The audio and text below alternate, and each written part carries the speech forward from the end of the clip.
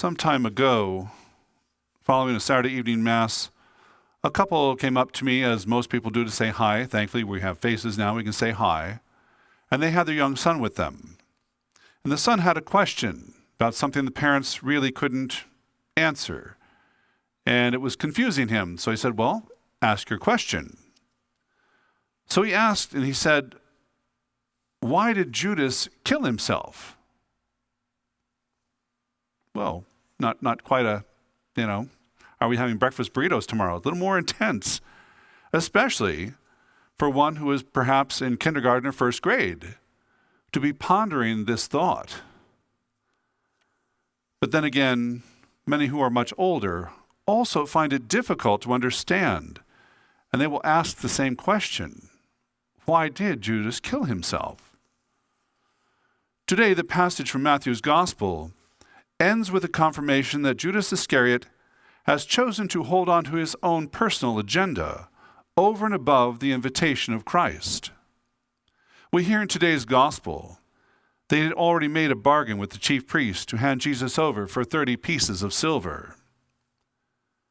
For 3 years, Jesus was very much aware of the specific human nature of each of the apostles. He was very much aware of their insecurities, doubts, and hesitations to give themselves to Christ fully and completely in his ministry and mission with that absolute certainty of faith, the discipleship that calls forth not only from the 12, but from you and I, 100% of the time. The Lord was very much aware of these insecurities, doubts, and hesitations, and they would lead one to deny 3 times that he knows the Lord or follows him.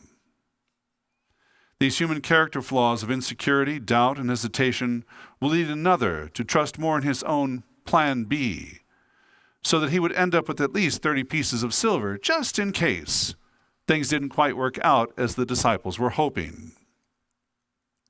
Jesus knows that even he cannot change the gift of free will that the Father has given to each of us, that the ability to overcome these human character flaws relies solely and totally upon us. Peter overcomes these character flaws and once again finds mercy and forgiveness in the words of the risen Christ. Thomas overcame these character flaws and found absolute faith in the Christ who was raised from the dead by the love of the Father.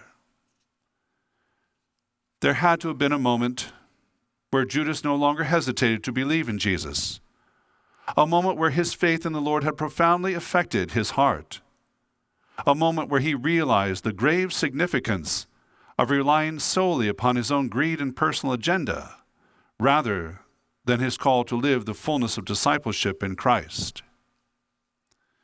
It truly is unfortunate that Judas Iscariot was not able to fully overcome the character flaw of doubt. He realized that he had done what he had done and tried to set things right as he approached the chief priest and tried to return the 30 pieces of silver and stop the events he had already set into motion. But it was too late. The only thing that Judas could not overcome was his own doubt. Not his doubt in Jesus, but because his betrayal of Jesus was so significant, Judas doubted that he could ever be worthy of the Lord's forgiveness. His doubt would not allow him to be open to the possibility that Jesus would forgive him. And it was this doubt that led Judas to absolute despair and ultimately to death by his own hand. He had given up on the mercy, compassion, love, and forgiveness of God that he had witnessed time and time again in Jesus. Perhaps the challenge of Judas to each of us is to look at our own faith lives and honestly evaluate our level of commitment to faithful discipleship. No matter what faults we may have, no matter what poor decisions we may make, may we never doubt to the point of absolute despair. May our faith and hope always lead us to God's mercy, compassion, love, and forgiveness.